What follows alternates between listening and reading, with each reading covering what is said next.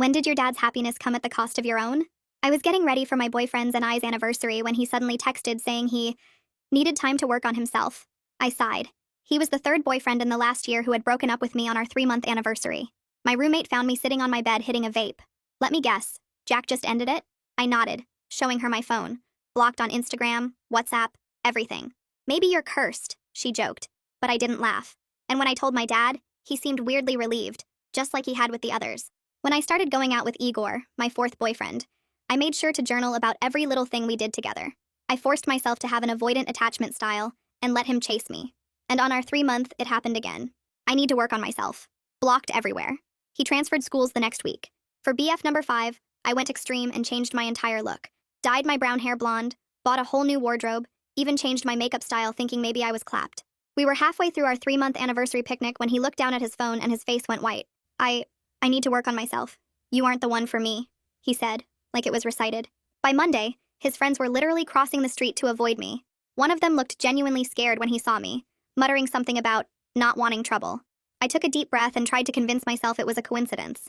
A year later, when I was finally ready to date again, I decided not to sleep with him at all, and didn't even introduce him to my family or friends. I went for the whole mysterious girl thing, and kept everything surface level. 3 months hit and he sent the text while we were supposed to be at the movies. I need to work on myself. Sorry. He was gone from campus within 3 days. When I cried to my mom about it, she just patted my shoulder and said, the right one will come along when it's time. There I was, age 26 on a date with boyfriend number 9 when I saw Connor, my very first boyfriend, walk in. When he saw me with Merrick, his face drained of color like he was heartbroken. He started to slowly walk over. I really did love you, he said quietly, not even looking at Marek. Then why did you leave? I asked. I'd wanted to ask this question for years. He started to answer. It wasn't me, your dad. He then stopped completely, his face going white and practically ran out of the shop. Marek asked who that was, and I just shrugged, not wanting him to think I was hung up on the past. But after Marek broke up with me, I tried to delve deeper. I got a therapist and begged her to tell me whether or not I had daddy issues, but she promised I was perfectly healthy. When I finally met Ash, I didn't even want to date him, but he was persistent and sweet. He showed up at places I'd be, always knowing my schedule somehow. On our 3-month anniversary when he looked down at his phone, I was ready for the script. Let me guess, you need to work on yourself. Hey, he interrupted, not listening to me. Look at this funny video of a dog purring like a cat. I breathed a sigh of relief. The rest of the month came and went. Month 4 passed, then 5. My parents kept asking about him, more interested than they'd ever been in any boyfriend. So by month 6, I felt safe enough to send a photo of him to the family group chat. Everyone responded super happy for me. And my dad just said, glad you finally came to your senses. The next week it was Dad's birthday, just immediate family, and they insisted I bring him. But halfway through, Mom did something unforgivable. She tried to embarrass me with old baby photos. But I noticed something. In every single photo, Christmas, Easter, every birthday party, there was the same little boy next to me. Oh my gosh, I laughed, looking closer. He looks exactly like Ash. That's so weird. Dad smiled this strange smile. Well, it makes sense. That's the boy we've wanted you with all along. Mom added. Finally, the plan worked. The entire room went cold. What plan? I asked, voice shaking. They looked at each other. Dad cleared his throat. Your mother and I planned this relationship with Uncle Aman and Aunt Priya when you were babies. My stomach dropped. Uncle Aman? Why would Uncle Aman care who I date? Dad flipped to a page labeled Future Couple in gold letters. Dozens of photos of me and that little boy at every holiday, every family vacation. That's Ash, I whispered. Of course. It's Aman and Anya's son. Your cousin, Dad said simply. The room started spinning. You two have been promised since birth. It's important to keep the business in the family, just like our parents did. I looked at Ash sitting next to me. He just sat there, completely nonchalant. You knew? For about a month now, he admitted. But we're barely related, and it's completely legal in this state. I'd already fallen for you by then. Dad nodded like this was all perfectly normal. Your mother and I are second cousins too. It's how we keep the family business protected. I just smiled. Not because I wasn't disgusted. I absolutely was. But because I had an ace up my sleeve. And I was ready to make them pay. I kept my smile frozen in place while Dad went on about family traditions and Mom served dessert, my phone recording everything from my pocket where I'd started it right after the big reveal. I asked Dad how long they'd been planning this, keeping my voice light and curious like I was just interested in the family history. He actually pulled out more photo albums, pointing to pictures from before I was even born where he and Uncle were shaking hands over some business deal, saying they'd promised their future kids would marry to keep everything in the family. Mom chimed in about how they'd picked my name to match with Ash's, both starting with A, and I made sure to lean closer so my phone would catch every word. Ash sat there eating cake like this was all totally normal, occasionally adding details about how his parents had shown him the same albums when he turned 25. I asked more questions, pretending to be warming up to the idea, getting them to explain exactly how they'd gotten rid of my other boyfriends. Dad actually laughed about the money he'd paid them, calling it small investments to protect the family plan. When dinner finally ended and Ash drove me home, I stayed quiet in the car, already planning my next moves. That night I couldn't sleep, so I opened my laptop and started building a timeline of every single boyfriend, pulling up old texts and emails I'd saved over the years. Jack's last message before blocking me was at 3:47 p.m. on our anniversary. Igor's was at 8:22 p.m., and when I checked my dad's call logs from those days, he'd called unknown numbers right before each breakup. I found patterns in my old Instagram posts, too, where Dad would comment asking about my boyfriends just days before they'd leave. The timeline grew into something that looked like those conspiracy boards you see in movies, with dates and connections everywhere, and I screenshot everything multiple times to different cloud accounts. I went through my email trash and found receipts for restaurants where I'd had dates, then cross-referenced them with my parents' credit card statements they'd left logged in on the family computer. 3 times Dad had been at the same restaurants, different tables but close enough to watch, and the charges showed up within minutes of mine. By 4 in the morning, I had enough evidence to show this wasn't coincidence, and I saved it all to multiple USB drives I hid around my apartment. The next morning, Connor's face kept flashing in my mind, how scared he'd looked when he tried to tell me about Dad, so I searched his name online and found him working at a marketing firm downtown. His LinkedIn showed he'd been promoted twice since our breakup, and his profile picture had him smiling, but his eyes looked tired. I wrote and rewrote a message 10 times before sending a simple request to meet for coffee, saying I'd learned some things about why we broke up and wanted to talk. He read it within minutes but didn't respond for 3 hours, then finally sent back just an address and time for tomorrow. I spent the rest of the morning going through my old journals, finding notes I'd written about each relationship that suddenly made more sense. Dad had asked weirdly specific questions before each breakup, things like what restaurants we were going to or what movies we were seeing, and Mom always had that same relieved expression when things ended, which I'd drawn little sketches of without realizing the pattern. There were pages where I'd written about feeling watched on dates, dismissing it as paranoia, but now I knew it was real. My journal from Igor's time had a whole entry about Dad randomly showing up at our study spot at the library, claiming he was there for business research. The journal from boyfriend number 5 mentioned Mom accidentally running into us at the mall 3 times in 1 week. Every red flag I'd ignored was right there in my own handwriting, and I photographed every single page. I opened Ash's Facebook and Instagram, scrolling back years through his activity, and my stomach turned when I saw he'd been liking my posts since I was in college. Comments on photos from 5 years ago, always friendly but persistent. Reactions to every major life update I'd posted. He'd even commented on my graduation photos saying, "Can't wait to celebrate with you properly someday," which seemed creepy now that I knew he'd been waiting for his turn. His own posts barely mentioned other girls, just a few group photos, but he'd shared every single family business update that involved both our families. I called my therapist's emergency line and got an appointment for that afternoon, bringing a folder thick with all my documentation. She read through everything while I sat there shaking, her face getting more serious with each page. When she finally looked up, she said this level of coordination suggested serious control issues and possibly criminal harassment, then handed me a business card for an attorney named Deborah, who specialized in family harassment cases. She made me promise to be careful and document everything going forward, saying this was beyond normal family pressure. After leaving therapy, I sat in my car and set up automatic cloud backups for my phone recordings, making sure everything would save to 3 different accounts. I downloaded a recording app that could run in the background without showing any notification, testing it twice to make sure it worked perfectly. I also turned on location tracking for myself, creating a record of everywhere I went and set up a separate email account just for storing evidence. That weekend, I waited until my parents posted on Facebook about being at their golf club, then drove to their house using the spare key they didn't know I still had. The photo albums were right where Dad had left them, and I photographed every single page of the one labeled Future Couple in gold letters. There were pictures of baby me and baby Ash in matching outfits, notes in the margins about keeping the bloodline pure and securing the business future, and even a family tree showing how all the cousin marriages had kept the money in the family for generations. One page had a timeline of when we were supposed to meet, marry, and have kids, with specific years marked for each milestone. I found more albums showing every family vacation where they'd made sure Ash and I were together, posed like a little couple even as toddlers. Monday morning came and I tested my theory about Ash tracking me by casually mentioning over breakfast that I was thinking about a job offer in another city. His coffee mug stopped halfway to his mouth and he immediately said my dad wouldn't approve, then tried to cover by saying he meant we wouldn't want to leave our families. I pushed a little more, saying it was a great opportunity, and watched him pull out his phone to text someone while pretending to check the weather. 10 minutes later, Dad called asking about my job plans, proving they were definitely coordinating. I told Ash I was going to the gym after work, but drove to the library instead, parking where I could see the entrance from inside. My phone stayed silent for exactly 20 minutes. Then Ash texted asking why I wasn't at the gym, adding that he'd thought about surprising me with a protein shake. There was no way he could know I wasn't there unless someone was tracking my location, so I screenshot his message with the timestamp and my actual location tag from the library. 20 minutes later, I heard the library door open and saw Ash walking in, looking around like he was lost, and when he spotted me, his whole face lit up with fake surprise. He walked over carrying nothing, no books, no bag, just his phone in his hand, and said he was just returning a book he'd forgotten at home.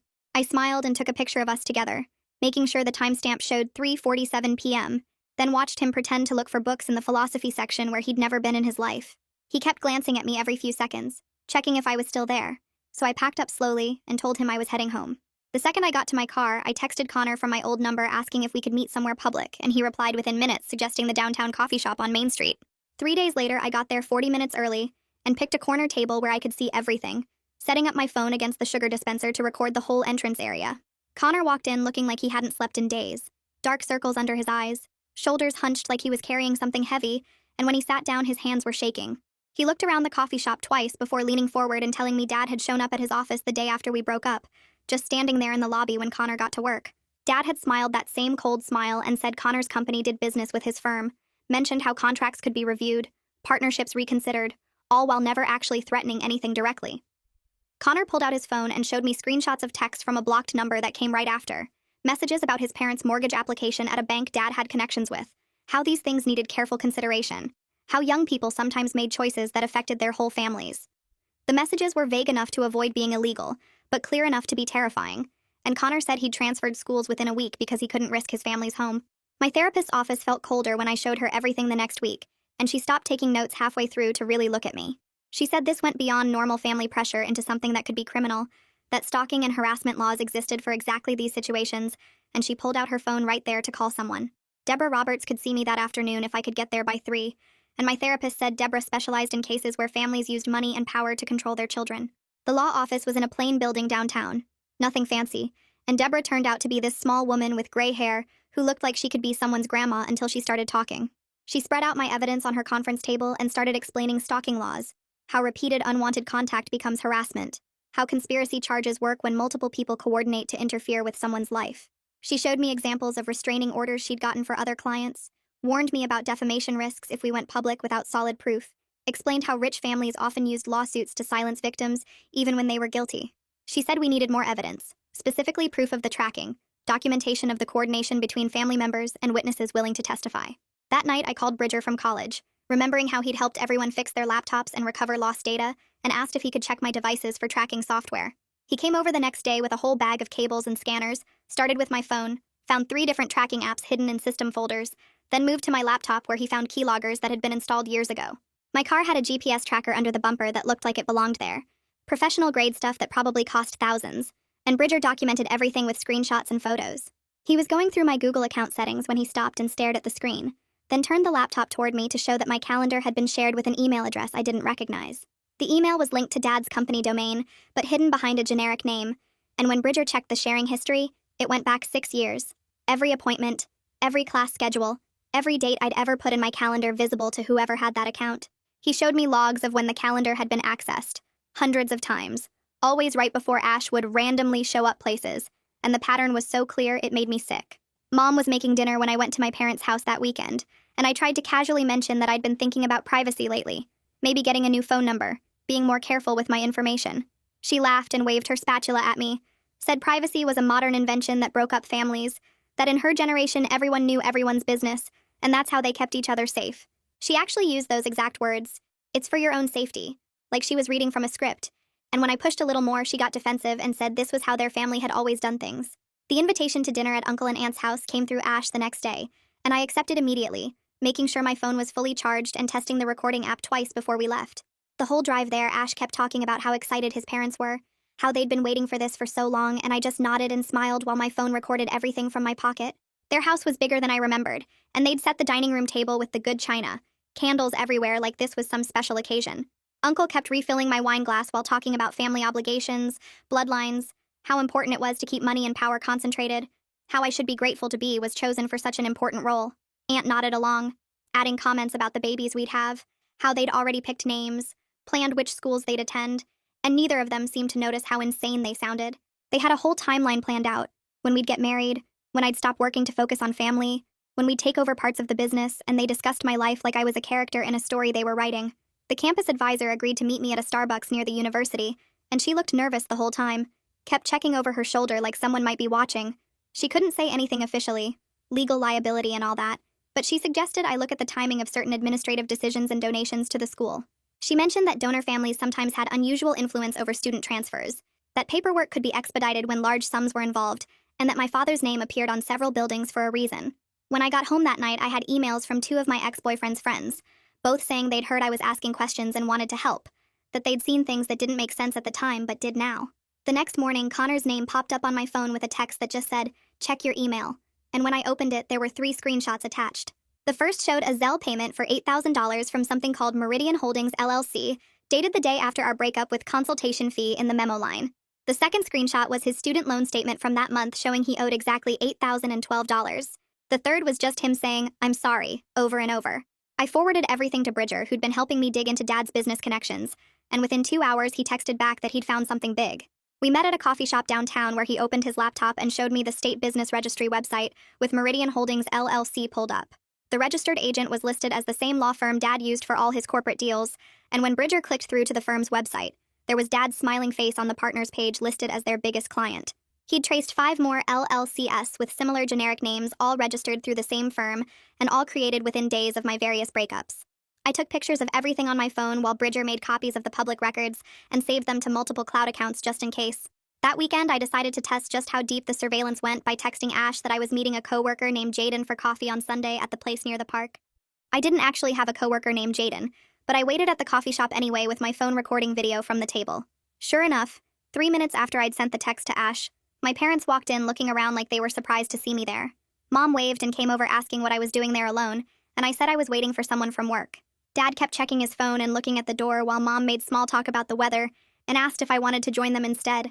I said no thanks and kept recording as they sat at a table with a perfect view of mine, Dad positioning himself to watch the entrance. They stayed for 45 minutes nursing the same drinks until I finally left, and I could see Dad texting someone as I walked out. Monday morning, I was at my desk when the receptionist called to say someone had a delivery for me, and I walked out to find Ash standing there with a huge bouquet of roses. He smiled and said, "Your dad mentioned you haven't been answering his calls and he's worried about you," which was weird since I hadn't told anyone I'd been ignoring Dad's calls for the past 3 days. I took the flowers and thanked him coldly, then went straight back to my desk and documented the whole thing in the file I was building. After work, I drove to Deborah's office where she reviewed everything I'd collected so far, spreading the printouts across her conference table and making notes on a legal pad. She explained that we definitely had enough for a harassment restraining order, but warned that defamation lawsuits were expensive to defend even when you were telling the truth. She suggested we focus on building an airtight case with multiple witnesses and documented evidence before taking any legal action, because once we filed anything, it would escalate quickly. Connor agreed to meet with her the next day and sign a notarized statement about Dad's threats, though he insisted his name be kept confidential in any public proceedings, since he was genuinely scared of what Dad might do to his career. While I was sitting in Deborah's waiting room afterward, my phone buzzed with a Facebook message from someone I didn't recognize who turned out to be a friend of boyfriend number 5.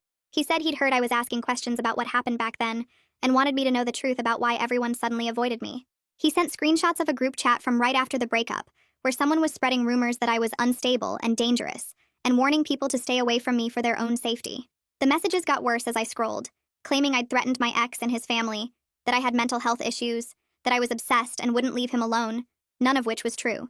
The person spreading the rumors was using a fake account, but they knew details only someone close to my family would know. That night, I couldn't sleep, so I decided to pull my credit report to see if there were any other surprises, and what I found made me feel sick. There were 3 credit cards opened when I was 16, 2 store cards from when I was 18, and a line of credit from when I was 21, all showing my parents as authorized users with full access. The addresses on file included properties I'd never lived at, and the spending patterns showed thousands in charges I'd never made. The pattern went back over a decade with my parents maintaining complete financial control through accounts I didn't even know existed. 2 days later, Mom showed up at my apartment unannounced with containers of homemade food and a gift bag that she insisted I open right away. Inside was a silver bracelet I recognized from childhood photos, one she said had been in the family for generations, and that I should wear for tradition. She clasped it on my wrist before I could protest, going on about how important family traditions were and how proud she was that I was finally understanding my place in the family. The bracelet felt heavy and wrong, but I smiled and thanked her while mentally adding this visit to my documentation. I met Ursula the journalist at a diner across town where she listened to my story and reviewed the evidence I'd brought, taking notes and asking follow-up questions about dates and names. She explained that she was definitely interested, but would need more sources willing to go on record, and suggested I reach out to more of my exes to see if any would corroborate the pattern of interference.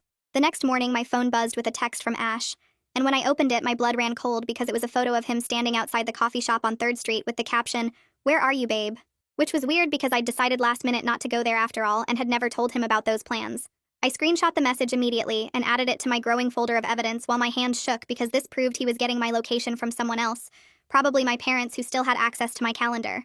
I called Deborah right away and she told me to come to her office that afternoon so we could start the paperwork for a restraining order, and when I got there, she had me go through every single piece of documentation I'd collected, while her assistant made copies of everything.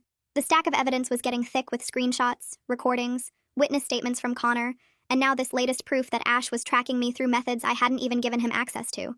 Deborah explained the process would take time, but with everything we had documented, she felt confident a judge would grant at least a temporary order. And she walked me through what to expect at the hearing while I signed form after form until my hand cramped. Back at my apartment, my roommate was waiting with her own notebook where she'd already started writing down every time Ash had shown up uninvited over the past few months, and she promised to testify if needed because she'd been getting bad vibes from him since day one. She showed me entries going back weeks with dates and times when Ash would just appear at our door claiming he was in the neighborhood or bringing food I hadn't asked for, always when I wasn't expecting him. That evening, Bridger came over with his laptop and asked to check all my devices for tracking software, and within 20 minutes he found something disturbing on my phone that made him frown and call me over to look at the screen. There was an old iPad still logged into my parents' Apple family account that was actively syncing with my iCloud, which meant they could see my calendar, contacts, photos, basically everything I did on my phone for who knows how long. Bridger helped me change all my passwords and secure my accounts, but made sure to document everything first, taking screenshots of the sync history that showed this had been going on for years without my knowledge. He pulled up the iPad's location, and it was at my parents' house, listed as Family iPad in their device list, and when he clicked on it, we could see it had been accessing my data as recently as that morning. On a hunch, I asked him to check what else was on that iPad, and that's when we found it. A shared calendar called Future Couple Planning, with color-coded entries going back to when I was in college. The calendar had reminders like introduce Ash at farmer's market, and arrange Connor breakup week 12, and Igor transfer paperwork deadline, with notes about each of my relationships and when to interfere with them. My stomach turned as I scrolled through years of my dating life laid out like a business plan, with quarterly goals and success metrics tracking how close they were to getting me with Ash. I took photos of everything with Bridger's phone since mine was compromised, and then I did something I'd been avoiding. I called Dad directly to confront him about the calendar. His voice was calm at first as he tried to spin it as normal parental concern for my safety.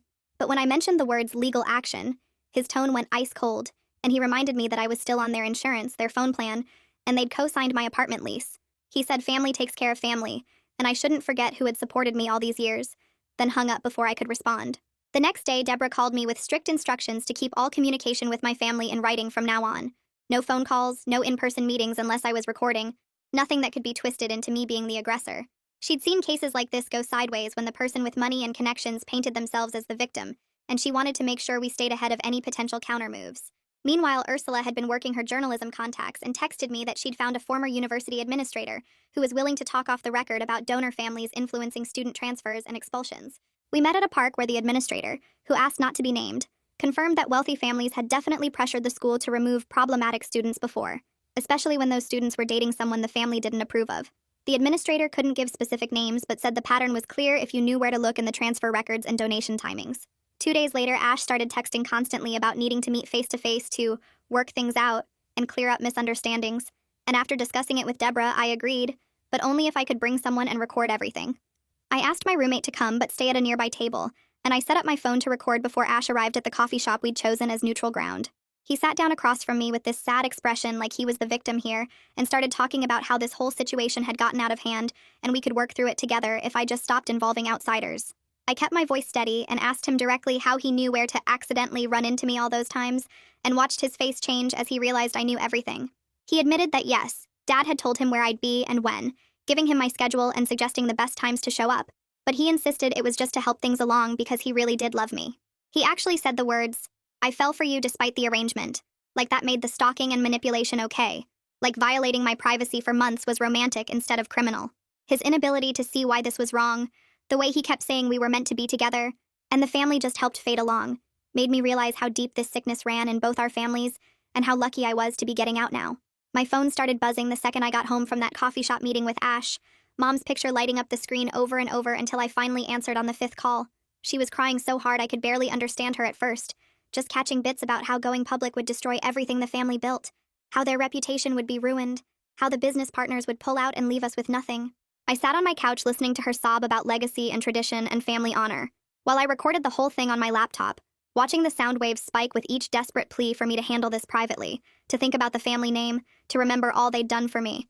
The tears sounded real enough, but when she said we could work something out just between us, I knew it was still about protecting their reputation, not about what they'd done to me. After 20 minutes of her crying and begging, I told her I needed time to think and hung up, then immediately forwarded the recording to Deborah, who texted back that this was perfect evidence of them acknowledging wrongdoing. Connor messaged me an hour later with another screenshot that made my hands shake. A Zelle payment from that same LLC with a memo line that actually said, "Appreciation for discretion," dated the week after our breakup. The amount was $10,000, way more than I'd expected, and when I zoomed in on the screenshot, I could see the payment came from an account ending in the same numbers as the one on Dad's business checks I'd seen growing up. I sent it straight to Deborah, who called me immediately saying this was the smoking gun we needed. Actual written proof that Dad was paying people to stay quiet about breaking up with me. Meanwhile, Bridger had been digging through public records all morning and texted me that he'd found the registered agent for the LLC. And sure enough, it was the exact same law firm that handles all of Dad's corporate stuff, the one with their name on a big building downtown. He sent me screenshots of the state filing documents showing the connection was right there in black and white for anyone who knew where to look. Completely undeniable proof that Dad controlled the company making these payments.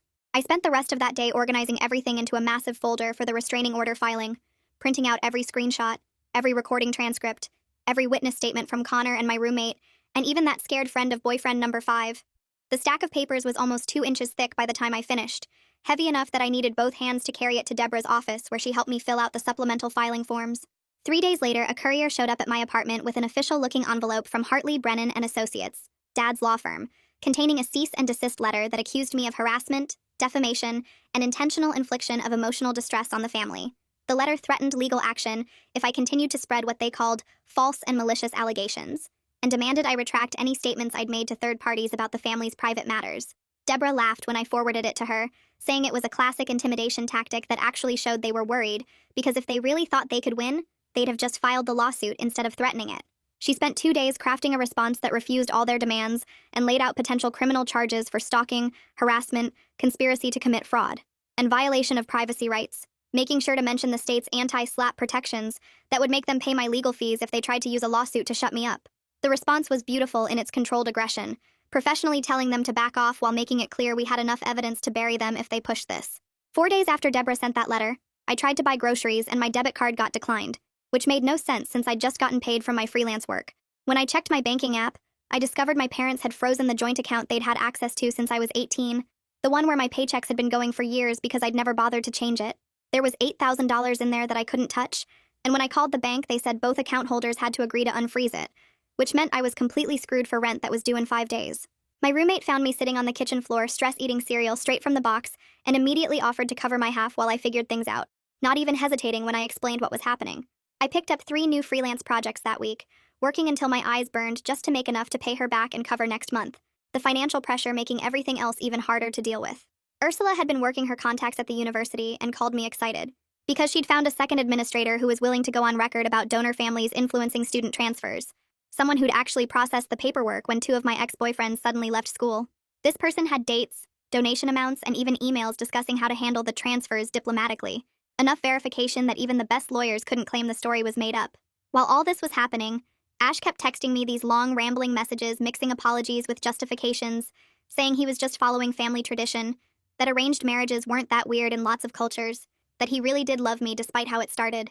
Each text was more desperate than the last, talking about destiny and fate and how we were meant to be together, how the family just helped speed up what would have happened naturally anyway. I didn't respond to any of them but screenshot every single message and forwarded them to Deborah for the legal file, making sure to save multiple backups in case my phone mysteriously stopped working like I was starting to worry it might. Deborah called me the next morning to start prepping for the restraining order hearing, and I spent the whole day at her office going through every piece of evidence we'd collected. She had me practice answering questions while she played the opposing lawyer, drilling me on dates and times and making sure I could explain everything without getting emotional or flustered. We organized all the screenshots into labeled folders and printed 3 copies of everything. One for us, one for the judge, and one for Ash's legal team. She taught me how to sit, where to look, how to speak clearly into the microphone, and most importantly, how to stay calm when they tried to make me look crazy or vindictive. By the time we finished, it was past midnight and my brain was fried, but I felt ready to face whatever they threw at me. The hearing was scheduled for Thursday morning, and I barely slept the night before, running through everything in my head and double-checking that all my evidence was in order. I got to the courthouse an hour early and sat in my car practicing my breathing exercises while watching other people walk in for their own battles. When I finally went inside, Ash was already there with 2 lawyers in expensive suits, sitting on the opposite side of the courtroom and avoiding eye contact completely. The judge was an older woman who looked tired but sharp, scanning through paperwork while we all got settled into our places. Deborah squeezed my shoulder before we started, and I took the stand, my hands shaking slightly as I placed them on the Bible to swear in. I testified for almost an hour, walking through the synchronized calendars, the tracking software Bridger found, the way Ash always knew where I was even when I lied about my location. Ash's lawyer kept interrupting to object, calling everything circumstantial and suggesting I was misinterpreting normal family concern as something sinister. He actually used the phrase close-knit family dynamics about 15 times, trying to make stalking sound like love. When he cross-examined me, he pulled up social media posts where I'd tagged my location, claiming Ash could have found me that way without any tracking. But Deborah had prepared me for this, and I calmly explained the times I'd deliberately not posted anything, and Ash still showed up, like when I'd decided last minute to study at a coffee shop I'd never been to before. The judge started asking her own questions, particularly interested in the shared calendar titled Future Couple Planning, with reminders about interfering in my relationships. Connor's notarized statement was entered into evidence, and the judge read it carefully, her eyebrows raising at the part about Dad paying him to disappear. She looked at the bank records showing the LLC payments to my exes and asked Ash's lawyers to explain how that was normal family behavior. They tried to argue the payments were unrelated business transactions, but couldn't provide any documentation about what services were supposedly rendered. After 3 hours of testimony and arguments, the judge called a recess to review everything and make her decision. Those 20 minutes felt like hours as I sat in the hallway with Deborah, too nervous to eat the granola bar she offered me. When we went back in, the judge granted a limited restraining order requiring Ash to stay at least 500 feet away from me, my home, and my workplace. It wasn't the full no-contact order we'd wanted since she said family situations were complicated, but it was legally binding protection that would result in his arrest if he violated it. As we left the courtroom, I felt this mix of relief and exhaustion wash over me, finally having some legal protection after months of feeling hunted. Dad was waiting outside on the courthouse steps, standing just far enough away to not violate any laws but close enough that I couldn't avoid him. His face was controlled, but I could see the anger in his jaw, the way he clenched and unclenched his fists while maintaining that fake, pleasant expression. He didn't yell or make threats, just spoke in this low, measured voice about how disappointed he was and how I was destroying everything our grandparents built. He reminded me that my trust fund had conditions, that the family business had bylaws about conduct unbecoming of an heir, that there were consequences for betraying family. The words were careful, nothing that could be considered a legal threat, but the message was clear as he talked about how hard it would be to make it on my own without family support. I recorded the whole thing on my phone in my pocket, making sure to capture his barely contained rage and the way he mentioned my future prospects, with this ominous tone. That afternoon, Deborah helped me draft a formal demand letter to send to Dad, laying out exactly what we wanted to make this stop. We demanded he cease all interference in my personal life, notify all my ex-boyfriends that any agreements or threats were nullified, and cover all my therapy and legal costs from dealing with years of manipulation. It was aggressive and comprehensive, including a timeline for compliance and consequences if he refused, basically threatening to pursue criminal charges for stalking and conspiracy. 2 days later, Dad's lawyer sent back a settlement offer that made my jaw drop, a mid-six-figure sum that would set me up for years. But it came with strings attached, requiring me to sign an NDA about everything, agree to never discuss the family publicly, and include language saying there was no admission of wrongdoing on their part. The money was tempting since I was still struggling financially, but signing would mean they could keep doing this to other family members, maybe cousins or future generations. I spent hours in therapy that week processing the grief of realizing the family I thought I had never really existed, that their love always had conditions and control attached to it. My therapist helped me work through the anger and sadness while strengthening my resolve to maintain boundaries, even though it meant losing my entire extended family. The sessions were brutal, bringing up childhood memories that looked different now, birthday parties and holidays that were actually networking events for future arranged marriages.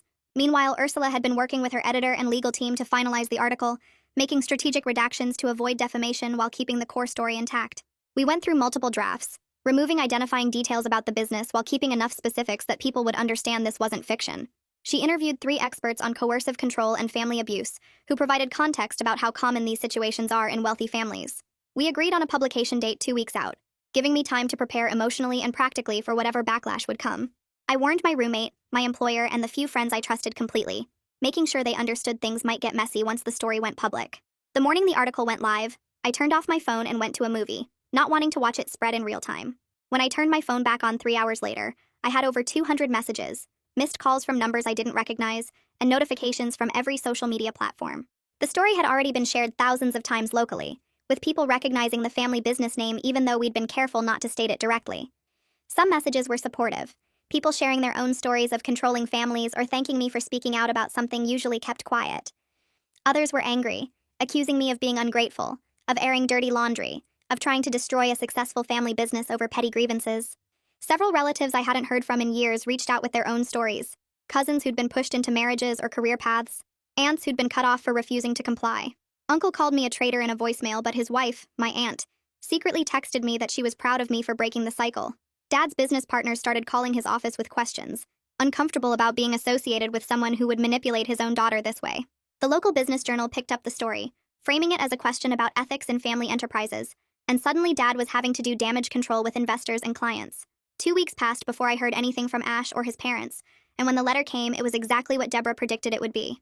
The envelope had their lawyer's return address, and inside was this super formal apology that basically said nothing while using a lot of big legal words. They were sorry for any misunderstandings, and hoped we could all move forward positively, but never actually admitted to doing anything wrong. Ash stayed completely away from my apartment and work, which was good because I was still jumpy every time I saw someone who looked like him from behind. His parents sent flowers to my office with a card that just said, "Thinking of you," which went straight into the trash. Meanwhile, Dad's company put out this weird press release that talked about respecting family privacy during personal matters, without actually saying what those matters were.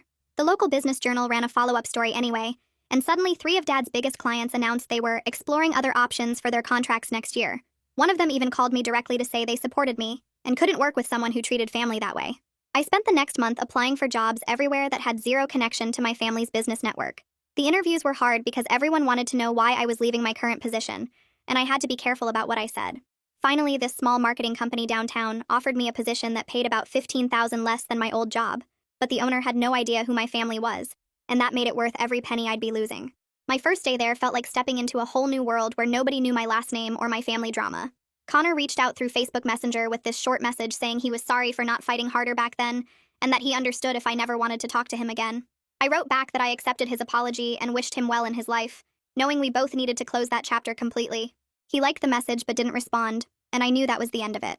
Mom asked to meet for coffee one last time at this little place near the courthouse where we used to go when I was in high school. She looked older than I remembered, like the stress of everything had aged her 5 years in just a few months. She talked for 20 minutes about how scared she'd been of losing the family business, and how her parents had done the same thing to her, and she thought it was just how things worked. She couldn't actually say the words, "I'm sorry," though, just kept saying she wished things had been different. We hugged goodbye, knowing we'd probably never have coffee together again. I found a tiny studio apartment on the other side of town that was barely 500 square feet, but it was mine, paid for with my new job's salary and nothing from my family. The day I moved in, I found that childhood bracelet Mom had given me and put it in the back of a drawer I rarely opened, not ready to throw it away, but not wanting to see it either. My last therapy session was mostly just me talking about everything that had happened while my therapist listened and took notes. She asked what I thought my ace up my sleeve had really been, and I realized it wasn't about revenge or destroying them, but about documenting everything so thoroughly that I could protect myself and maybe help other people in similar situations. The truth was my best weapon, because it was the one thing they couldn't argue with or buy their way out of. That night, I posted a simple update on my private Instagram for the friends who'd been supporting me through everything. I wrote that I was safe, completely free from my family's manipulation, and taking a long break from dating to figure out who I actually was without their interference in my life. Hitting post on those words felt like the first real breath I'd taken in years, like I was finally allowed to just exist as myself without anyone pulling strings behind the scenes. That's where we'll leave it for today. Thanks for hanging out with me. I really do love sharing these moments. Hope you carry a little of this good energy with you. If you want more, hit that subscribe button and come back soon.